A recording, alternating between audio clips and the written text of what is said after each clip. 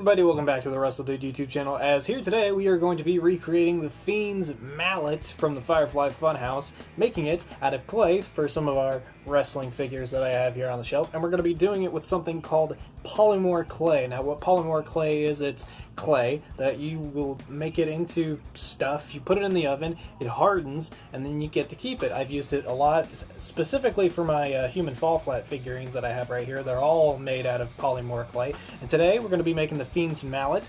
The way that this video came about was I was just looking at my Fiend figure that I just bought. It's the Fiend Ultimate figure, and back when this was first announced, I was thinking some of the accessories that it could come with could quite possibly be the Fiend's mallet, but obviously that didn't end up happening.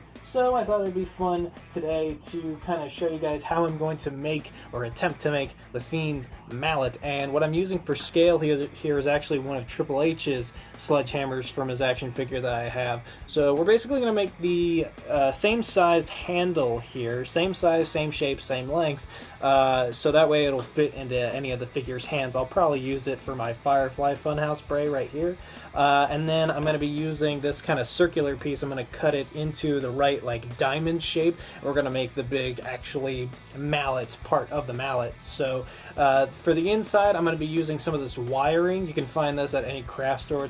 It's usually in the clay section. So first thing I'm going to do here is actually cut the length of the wiring so where it lines up with the sledgehammer. I want to get this as straight as possible. Doesn't really matter. It doesn't have to be super exactly straight. Doesn't really matter if there are any like little bumps in it. The little imperfections are what make it its own. So here, and let's see. I kind of want to give it its own, give it a little bit of extra length. There we go. And then I'm going to cut it. You can use scissors. I use toenail clippers just because it's much smaller, easier to like kind of get into the place. So I just bring it in and boom, cut it off, so you got the right length there. Now I'm going to work on the handle first, just because it's kind of the easiest part, just to show you how we're doing that. Yeah, I have my clay right here. This is the clay I'm going to be using for the handle. So the way I'm going to do this is I'm actually going to use a roller. You can use any kind of rolling pin, or you can use your hands if you want to. So we're going to roll this out to get nice and flat. There we go. And then we're going to take this and we're going to kind of lay it inside, but make sure, if you're doing this along with me, make sure when you're doing this you leave a little bit of the wire sticking out, because we're going to need this to go into the top piece, that way it hangs off. This actually looks like a little skewer with a giant marshmallow, I just realized that. But yeah, you want to lay this like that, with a little bit of the extra wiring poking out. Also, if you're wondering why I'm doing this all in white, I was originally going to use the red clay for the handle, but while I was doing it and setting up for this, I kind of realized I didn't have enough red clay to use, so I actually had the idea of just using the white clay, and then after putting it in the oven and making sure it gets hardened, I'm actually going to paint the handle to be red and black, and then it'll look a lot better. I'm going to do it in multiple layers.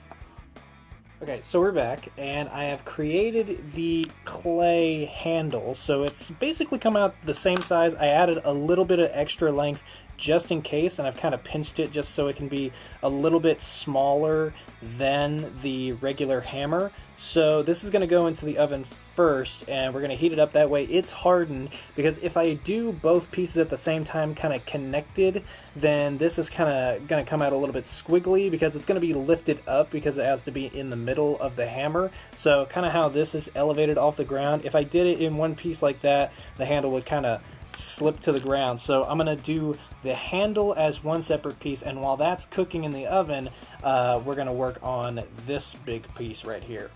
Okay, so I've got a little bit of extra clay here, so I'm just actually going to throw this in, and we're going to kind of mush this up. I have a reference image on my computer of kind of what the mallet looks like, and it's definitely, the top of it is definitely a sort of diamond shape, I was wondering if I had a cookie cutter. If you have a diamond-shaped cookie cutter that you think would be best for this, definitely use that. But for this, I'm just going to kind of eyeball it here, which actually I should probably put on my glasses for. I took them off just because the shine from the light that I'm using kind of shows up on my glasses whenever I film. There, you can see it on my glasses kind of shining off, but I do have a picture on my computer. I'm going to eyeball it and make sure that we get the exact shape that we need for the top of the hammer. So, there we go. We're going to kind of get it a little bit. It needs to be kind of like the same size as one of the figure's heads. That's kind of what I found from scale, is that it needs to be kind of the same size of one of the figure's heads. So I have this butter knife here. I'm going to actually use this to kind of pat it down to get it flat. That way both ends of it are going to be completely flat when they come out of the oven, so they'll look really nice. So from here, I'm going to angle it, and I'm going to actually, I tried doing it where I kind of cut down and make it sharp, but when I did that, it actually smushed up the shape of it really, really bad. So instead, I'm actually going to just kind of pat it against the clay to kind of flatten it out to get those even sides for the diamond shape. So we've already got one side done. Now we're going to move on to the next side. Alright, so I have successfully made the shape. So it finally came out to the diamond shape that we want. Obviously not a perfect diamond. You're not exactly going to get there with the type of materials and ways that I'm doing it that I'm doing, but you know, looks very, very close. So we're going to throw this into the oven as well. We're going to cook it up, and then after it's all hardened, we're going to move on to the next step, which is going to be painting. Alright, so we're back, and everything is done cooking. So we've got the diamond shape right there, came out really good, and then we have the handle. I tested it in Bray Wyatt's hand, and it fits perfectly. Only problem is it's kind of flexible, just because it hasn't entirely gotten done cooling. But obviously after a little bit more time it will finish cooling and it will go in perfectly. Another problem that I've run into is testing the hole that I put in where the handle is going to go. There's a little bit of space once I stick it in here.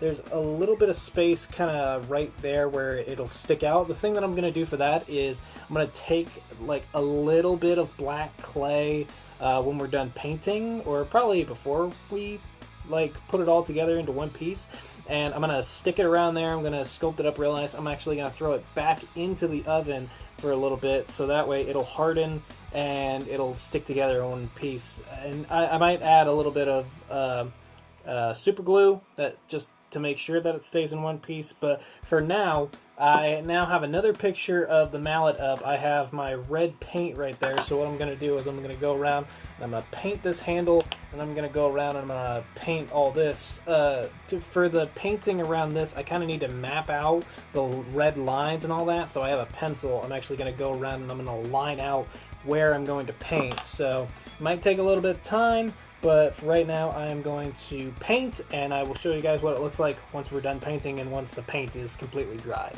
Alright, so we are officially now in what I like to call our all red stage. I have everything painted out with all the red that we need. I can kind of grab it.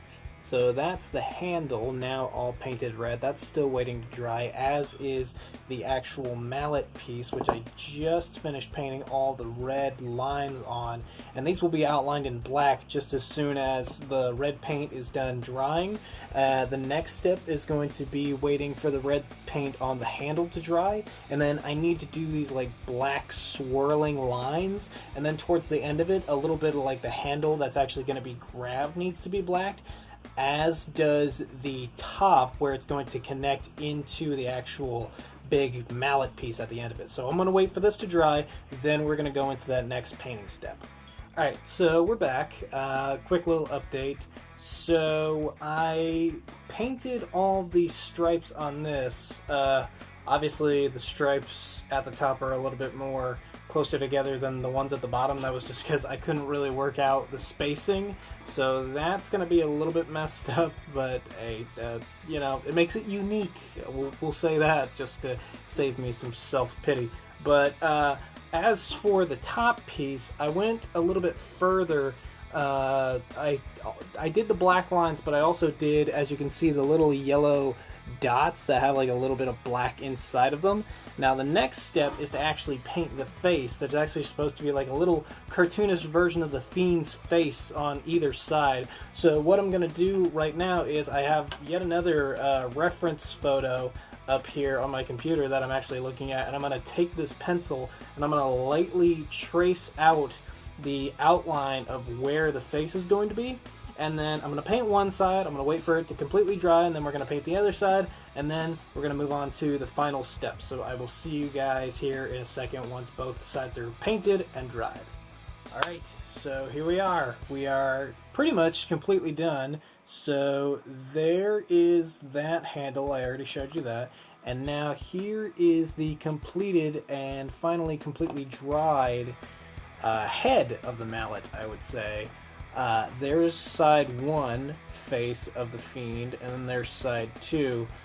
I think it turned out pretty great. Now, there was one final working step, technically 2, but I grouped these parts together, and it is to put this into the hole and make it stay inside the hole. Now, obviously, I'm not going to be using these. I don't play around with my figures. I kind of just display them, so I just need it to stick in here enough to where it'll be able to stand and be displayed and kind of moved around every now and then. So what I'm going to do is I'm going to take some Gorilla Glue here, and I'm going to dab a little bit into this hole, and then I'm going to stick the little piece of metal like piping in, and I'm going to let it sit there and I'm going to let it harden. And then when that's done, I have a little bit of black clay, as you can see right there. And when the glue is done hardening, I'm going to wrap the black clay around, and I'm going to throw it all back into the oven for another additional maybe like 5 minutes, and it'll completely harden around, and it should hopefully stick. So once I'm done with this, this should be the final working step, and we should have our entire mallet finished. So I'll see you guys in a bit. Alright guys, this is it. We have finally finished it. Here is the finished product of our clay mallet. Ta-da! The finished Fiend clay mallet. Now, the reason why I'm holding it by this end is something interesting happened when I put it back into the oven to kind of heat the black clay to connect the two pieces. The actual handle actually bent a little bit. It like melted again. It's hardened pretty much all the way now, but it sort of melted. I don't know if it had something to do with how much paint was on it, if it like activated something, but it ended up melting it a little bit, so I had to prop up something underneath it. I ended up using a little doggy treat cookie cutter, but when it hardened again, it kind of gave it this like crooked look to it, which I actually kind of like, because obviously the Firefly Funhouse is very, very crooked, so I do like having that depicted in the mallet.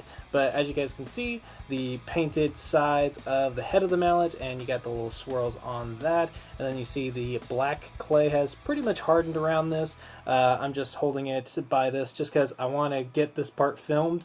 But yeah, all in all, I feel like this turned out really, really well. Bad part is the super glue that I was using. Actually, the super glue that I was using, apparently the lid wasn't on it all the way, and all of the super glue inside of it started hardening. So I don't know if you guys can see it, but the super glue inside hardened. So I'm gonna have to buy a new thing of super glue to kind of glue up around here, or maybe just find like a hot glue gun.